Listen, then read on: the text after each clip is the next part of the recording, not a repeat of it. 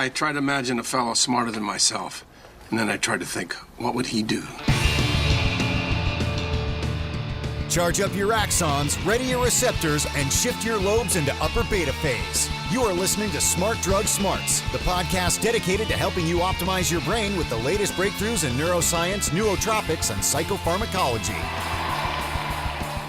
Hello and welcome to Smart Drug Smarts. I am your host, Jesse Lawler, excited to bring you our 30th episode. Yes, we just hit 30, and we hit it hard. We've got an interesting episode this week. We're going to be talking with Dr. Costa Mattioli from Baylor University, who's a researcher who's been studying memory for years and has recently discovered some really interesting breakthroughs about how memory in everything from a fruit fly to a human being can be dramatically improved, both through genetic engineering or through the application of chemicals to a live adult organism. We also have this week possibly one of our most interesting ruthless listener retention gimmicks ever. This is actually a piece of breaking news. Yeah, I guess I could call it breaking news. This kind of breaking news, breaking here on Smart Drug Smarts. It's something that you probably haven't heard about. This is hot off the presses as I record this. It is Thursday night. This is news that I guess became news just last Thursday. So hang around and you'll see what I'm getting at. It's worth it. But before we get into any of that, let's do This Week in Neuroscience. Smart Drug Smarts. This Week in Neuroscience. So a really interesting article in the New York Times business section about the behavioral economics of sleep and the fact that we are an increasingly sleepy nation. A nation that does not get as much sleep as it probably should and gets less than it has in the past. According to a survey from the Center for Disease Control, 1 in 25 people admitted to having fallen asleep while driving during the previous month. That is a nasty and shocking statistic. It says that mathematical models based on this data imply that an estimated 15 to 33% of all fatal crashes in the U.S. might involve a drowsy driver. Some other rotten statistics: Australia has apparently calculated that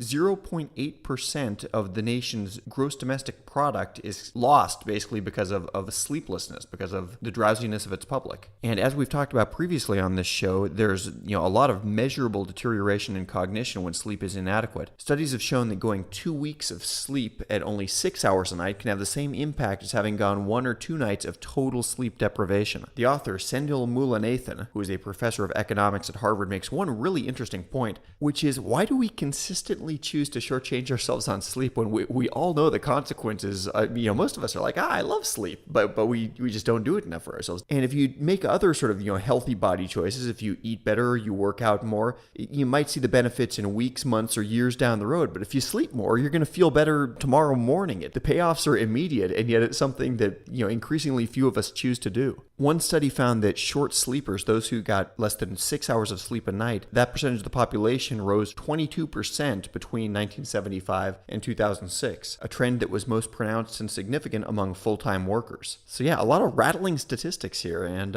honestly, I can say that I'm as guilty as anybody. It's probably my one vice. Actually, it's 11:58 p.m. right now as I record this. I should be asleep. I'm going to be getting up in 6.5 hours. But let me be a cautionary tale to you, and read this article. Smart Drug Smarts. In conspicuously less national level news, but something that made me very happy, picked up a 5-star review this week on iTunes from Bathwater6376, who said, a very well-made podcast, and went on to say a couple of things, one of which I particularly appreciated was, Jesse gives you the juicy information you really want to hear. Every time I'm listening and I think to myself, yeah, but if that's true, then what about ... Jesse finishes the question for me. I really appreciate hearing that, and I'm a little bit of a natural contrarian, I think, which I definitely get from my dad. Every time somebody's saying something awful, I wonder about the bright side. Every time somebody's going on and on about how great something is, I'm like, well, where's the hidden chink in the armor here? And I think that's probably a good way to approach interviews, because every coin has two sides. So anyway, thank you, Bathwater. Smart Drug Smarts. So with no further ado, let's go back into the main interview now. Like I mentioned, this is Dr. Costa Mattioli, who's an assistant professor of neuroscience at Baylor College of Medicine and a longtime researcher into the science of memory. He's been the main author on several papers that have come out recently, mouse studies into memory that have seemed very promising on the face of them as far as tangible improvements in the laying down of long-term memory. So we're going to dive straight into the interview with him now and learn what he's up to. Smart Drug Smarts. I'm a molecular biologist at the base, which is trying to understand how memories are formed in the brain. We understand which are the molecules which are important to form a memory. Perhaps we can develop treatments for conditions in which memory is essentially dysfunctional. So since 2003, 2004, when I started to work in memory, when I was a postdoc in Canada, we have found different signaling pathways which are critical for the formation of memory. And we have found a few, like in the case of EIF2 alpha or PKR, which they allow us to turn on and off memory. And we can make animal smarter, or let me be specific, we can make animals which enhance their memory, but we can block their memory. Many people may be excited with the idea of enhancing a memory. Of course we are, and we are developing compounds like PKRI that probably you hear about it, but also block memory in some occasions may be important. Let's say you have a post-traumatic stress disorder and you want to erase the pathological memory which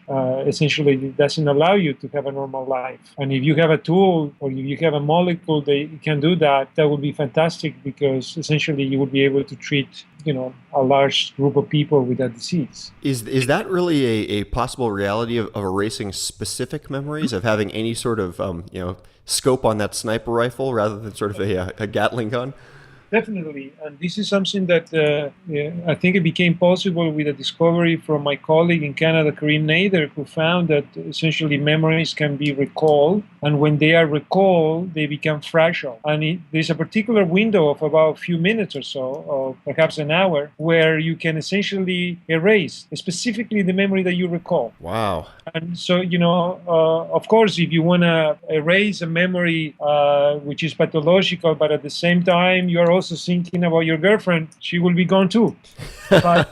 But the key will be essentially to make it precise. So, is the recall would make the memory to be fragile. So the key will be, specifically, try to make the recall specific, and that will lead to an erasure of a specific memory. But you can also think about drug addiction. So, if you are in a corner and you are with your buddies, or you are a drug addict and you always, you are smoking in a particular corner. In a street, every time that you go by that particular corner, essentially you will have craving, you will have the need of have a shot. If you were able to recall that memory and have a molecule who blocks it, you can also perhaps block essentially also drug addiction. So, which is also a kind of pathological learning. Yeah, absolutely. So that's why my lab is interested in this particular step of memory formation, which is the conversion from a short-term memory into a long-term memory. Yeah, could you talk a little about sort of the distinction there? Short-term memory is, if I give you my phone number, you will recall it for a few minutes. Probably 3 hours or 5 hours later, you are not going to be able to recall it. However, if you call me several times, say over a week or so, 10 times or so, perhaps you will be able to recall it by heart. So it's practice which makes it perfect. So this short-term memory will last, say, a few minutes, a couple of hours. But the long-term memory can last, for weeks, months, and essentially a lifetime. Molecularly, they are very different. And so that's why is where we are in my lab, where we study is what are the molecular steps which are different between these two processes. And as I said before, we have found a few of them, few signaling pathways, few molecules, which essentially they are specifically required to form a long-term memory. And this is where we are building on.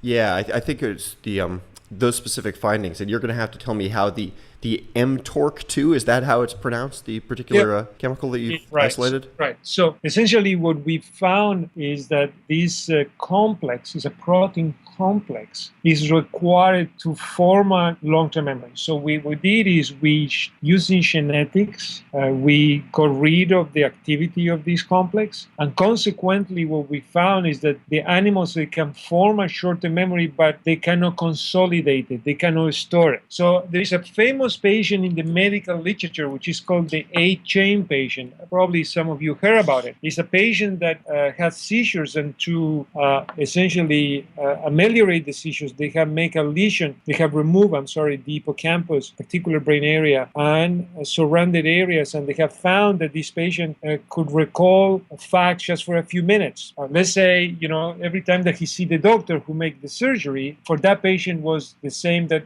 if they see it essentially the first time. Right, and this guy, he had like perfect memory up to like 1965 or something like that, or whenever they did the surgery, but basically had formed no new long-term memories afterwards. Is that correct? You got it. And the movie Memento essentially was inspired on this. And Leonard, the main character, this is what happened, has an accident, and he completely is unable to form long-term. So essentially, you are stuck in time. You cannot. You can recall the past, but anything that happens to you, you are not going to be able to store it.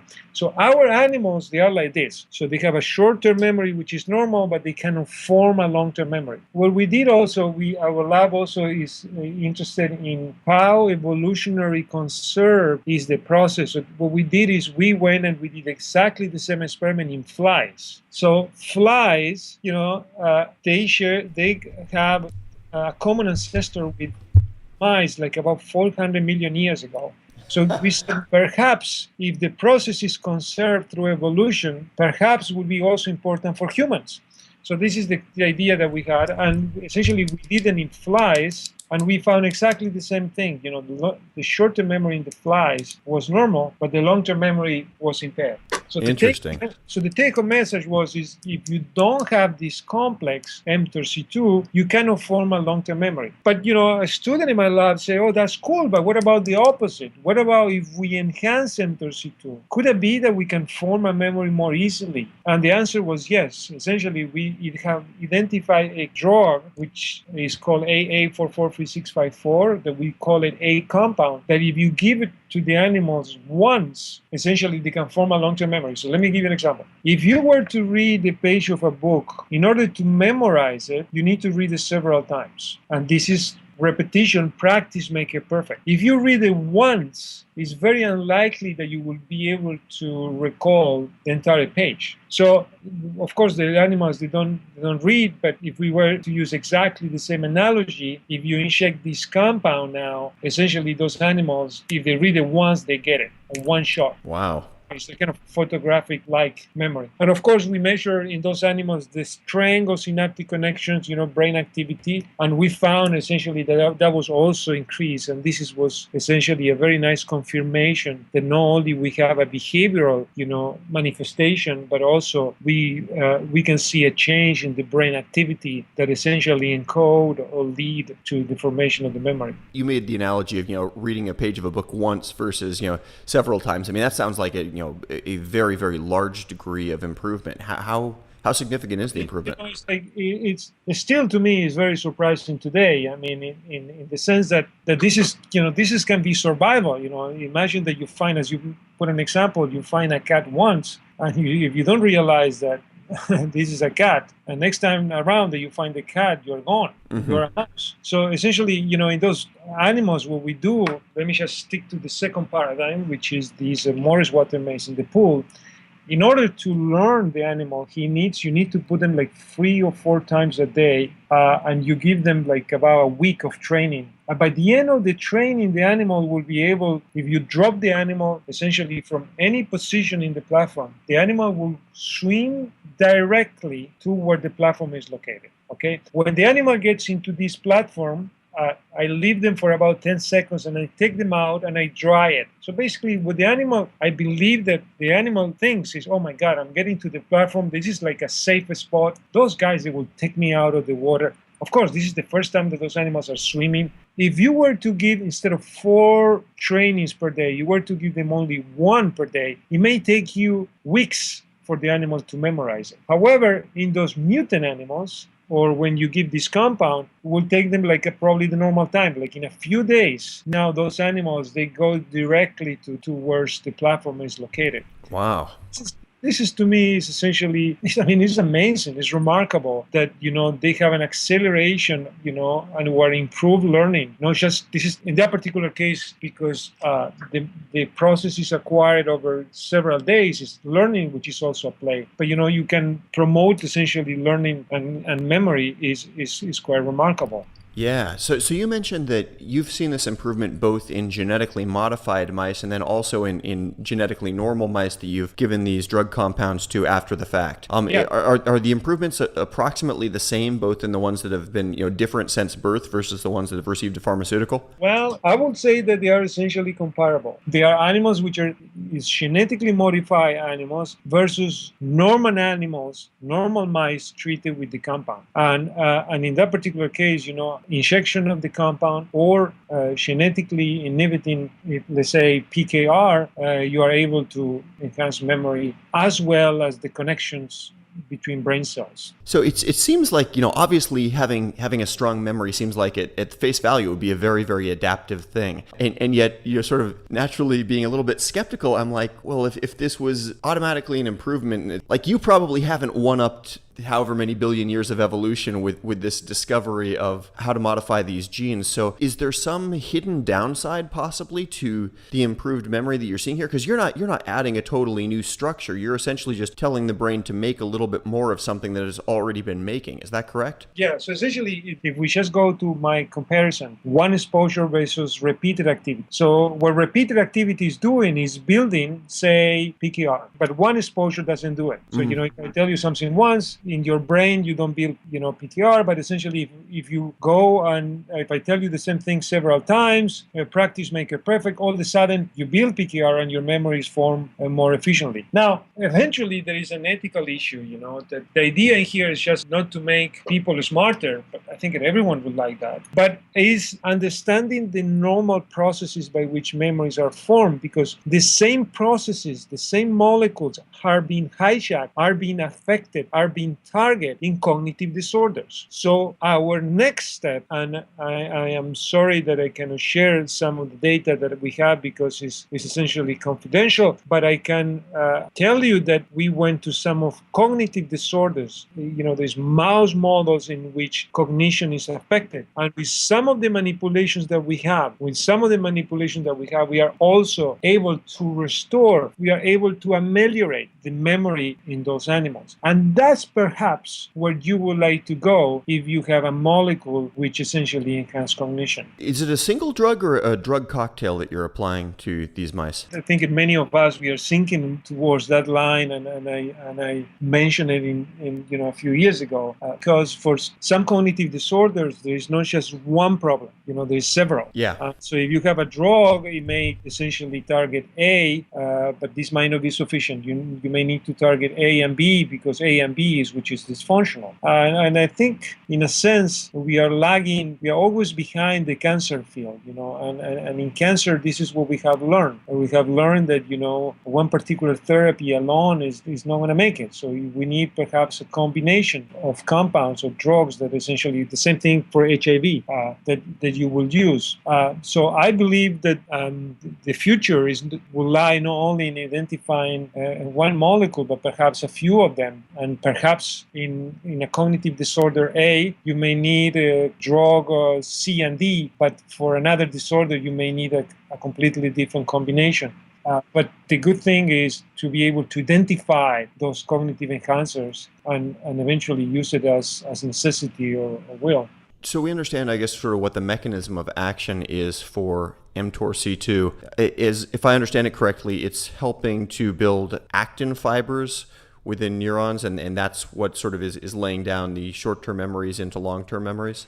Yes, you are absolutely right. Essentially, we have also found in this paper that if you were to use a compound which promotes the actin fibers, the synthesis of those actin fibers, you can also enhance memory. And this is essentially quite remarkable too. So if this were to be about to keep a connection for a long time, so let's say if memory were about to keep a connection, a brain, neuronal connection for a long time. So let's imagine you just put your left and your right hand together, and in order to maintain that connection or to build that connection, there's two things that you need to do. One possibility is to build muscles in your biceps. So eventually, if you build muscles in your biceps, and someone try to separate your hands, they will have a hard time because you are very strong. So of course, muscles are muscle fibers, but in the brain we don't have muscle fibers. What we have is actin fibers. And those actin fibers is which are allowing those connections to be sustained. The other way to do it is to build new connections around the first one. And for both processes, essentially, you need actin. So, as I said before, I think it's quite remarkable that essentially by just building actin fibers during the memory process, you can also enhance memory formation. Would it be fair to say that the actin fiber is kind of like the metal scaffolding within the axon of the neuron? Absolutely. Which is keeping together and allowing that connection to stay together for a long time. Is when you age or when you smoke or, when you don't eat healthy and so on. So that connection, is, erode with essentially if you don't have those actin fibers, you are not going to be able to keep it for a long time. And losing the connection may indicate losing essentially your memory too. Is there any truth to the analogy of thinking of our memories like a computer hard drive where, we're laying down memories at a faster speed, we might, not have as much room left for future memories? Or is the brain sort of self-scrubbing all the time and even sort of clearing out some old long-term memories to make room for new long-term memories? This is a great question, and I don't think that we know the answer. There's a very nice short story from the great Argentinian writer Jorge Luis Borges, where he writes about Funes, F-U-N-E-S, called Funes de Memorios, and essentially, but he's someone who falls from a horse, and after that fall, essentially, he is able to recall absolutely everything that he sees. So he spent, days in his bed memorizing essentially or recalling everything that happened during that day. It's like, a limitless memory. But of course, that cannot allow him to achieve a normal life because he spent, you recall everything. But we know essentially that those memories from the past, what we define it as remote memories, they would be stored in another department. If you were to compare it to computers with the hard drive. So here we have memories from the past. They are stored in another hard drive. It specifically is called the cortex in the brain, whereas memories which are more recent, they will be stored and formed in the hippocampus. And as the time goes by, and perhaps you need capacity, you change information from one hard drive to the other. And exactly how this process occurs, we don't know much about it. And I think it's one of the fascinating questions, in the memory field.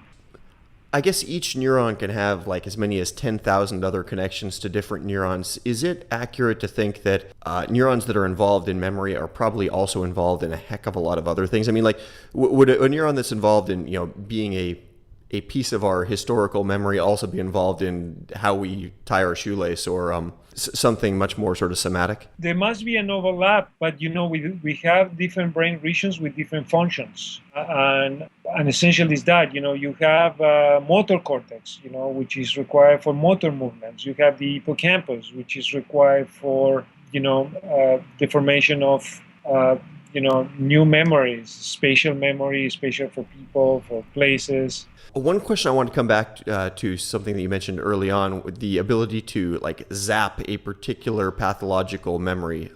Because, any particular neuron is probably involved in so many different things, even if it's things like, various declarative memories. I imagine, with 10,000 connections per neuron, a neuron that's used in one declarative memory is probably used in several others. I mean, yeah, but let me rephrase it. You are not going to be killing the neuron. You will killing the memory which is encoded in the neuron. So the neuron, has been shown. The activity of the neuron, so let me put it that way. You are able to erase memory A, which is pathological, but after you erase it, you are able to form memory B, which is not pathological. Perhaps, or most likely, with the same population of neurons. So what's physically going on then? Do they know what's actually happening within the brain to make that change, to make the memory A disappear? So the idea is the following. Let's say you have 10 memories. And those 10 memories, if you don't recall them, they will be stored. And if they are stored, you cannot erase them. Okay, so let's say a memory from when you were a kid, if I don't recall it, that memory, whatever you do to the brain, you can inject whatever into the brain, that memory is not going to be affected. Now, is the recall, which brings the memory back to a fragile state. And there's a window, as I pointed out, of about a few minutes and perhaps an hour or so, where you can not only log that memory, as we discussed, but you can even do more pathological, or you can even enhance it, because essentially, again, the memory became fragile, and you should be able, and you will be able to modify it in that particular window. Is that clear? Yeah. The studies on the mice that you did, it sounded like were basically with healthy mice, with normal mice brains, and you were able to see dramatic improvements to their memory. And also that you've seen, I guess, the same thing with fruit flies, and obviously a human is probably much more closely related to a mouse than a mouse is to a fruit fly. So there's Right. every reason to believe that this same application would scale up to the human level. What do you see as the potential for the use, not necessarily within humans with cognitive deficiencies that they're trying to overcome, but memory upgrades for people with healthy brains in sometime in the foreseeable future? So this is what the pharmaceutical companies call it the big score. I mean, this is the probably 80 million Americans which are not demented, but they will welcome a way to enhance their memory. Yeah. The mailman who doesn't remember the addresses of his clients. I mean, probably everyone over 45 or 50 or even, they will welcome this. And this is how important, research is. And so this is what, I am fighting for. So thank you very much to Dr. Costa Mattioli. Really interesting interview. And yeah, it's great to hear a real researching scientist who has something as positive as that to say. Scientists aren't generally the kind to, thump their chest, and people, within the scientific community, there's a lot of pressure to not say something that you can't back up with evidence. And so to hear Dr. Costa Mattioli talk, so soberly about what sounds like very significant improvements in memory by essentially applying a chemical that's already naturally occurring within the brain, and one might therefore assume is probably fairly benign, seems like a really, really positive development. So anyway, we will certainly follow this one and see what comes of this next. And now, as promised, the Ruthless Listener Retention Gimmick. Smart Drug Smarts. Ruthless Listener Retention Gimmick. So a cloak and dagger episode of the Ruthless Listener Retention Gimmick this time. I was on Skype the other day, which I frequently am, and a friend of mine mentioned, I guess the gig is up with Modafinil or something like that. I forget exactly what he said, and I didn't know what he was talking about, so I was like, huh? And he said that he had heard from a friend online who is a Modafinil retailer. There are big changes coming, and things are getting shut down. I hadn't heard any of this, but immediately my ears pricked up, and so I asked him if he could connect me with whoever his source of information was, and he did. The source of information did not want to do an audio interview, but did agree to do a Skype chat interview and said that I could take the transcript from that interview and turn it into audio for this podcast, which is exactly what we've done with the help of our friend Speak and Spell. So I'm going to play myself. This is the spoken version of my written words, and the Speak and Spell is going to play the part of this mysterious online retailer. And of course, this was like he was using a fake Skype address with just a sort of a generic sounding name. I mean, this was, as cloak and dagger as I normally get involved with. I can't really verify that this is a real person, but I'm pretty sure it is. I mean, the friend of mine said who it was. I know what retailer it is. I'm not allowed to say, but I suspect this is true. I mean, he has, I think, no reason to lie about any of this. So I said, is now a good time to chat, or should we schedule a chat for sometime in the next day or so? What works best for you? Depends on the kind of questions. Well, basically, whatever info you can volunteer that would be of interest to the nootropics community would be great. Give me some examples. It's a sensitive industry. As a Modafinil user, I'd like to know what changes are coming down the pike and when.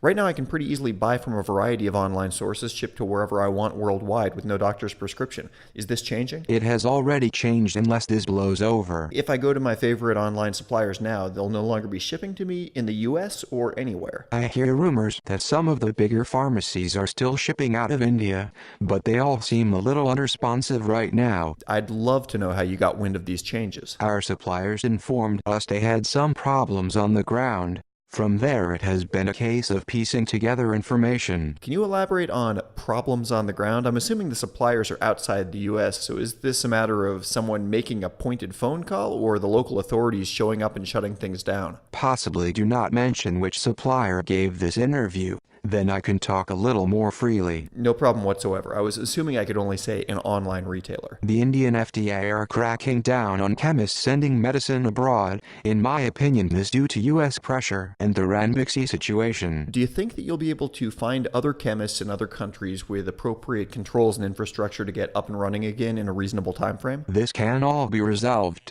but the time frame is the key issue. We have a few options open to us, but it may involve establishing new infrastructure. So, from your perspective as a retailer, this isn't a matter of U.S. law enforcement coming to get you, but simply of not having a supplier willing to supply, yes? Pass. So, right now, if I place an order at your site, what happens? I get an out-of-stock email or a web response? You get the error message before you can even order. We have physically stopped orders. So when did the hammer come down? Is this just in the past few days? Friday we got the news, so I think Thursday. Based on what you heard from your supplier, is this just modafinil and armodafinil, or are other medicines being similarly targeted?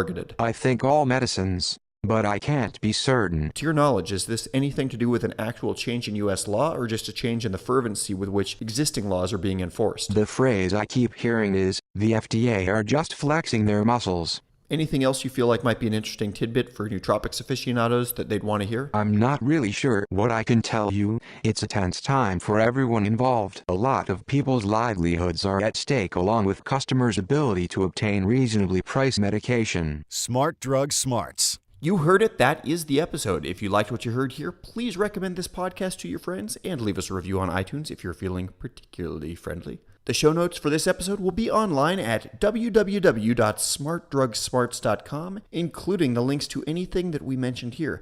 I'll be back at you next week with the same time, same podcast, and the same unflagging commitment helping you fine-tune the performance of your own brain. Have a great week, conserve your modafinil, and stay smart. You've been listening to the Smart Drug Smart podcast. Visit us online at www.smartdrugsmarts.com and subscribe to our mailing list to keep your neurons buzzing with the latest in brain optimization. Smart Drug Smart should be listened to for entertainment purposes only, although some guests on the show are medical doctors, most are not, and the host is just some random guy. Nothing you hear on this podcast or read at smartdrugsmarts.com should be considered medical advice. Consult your doctor and use some damn common sense before doing anything you think might have a lasting impact on your brain.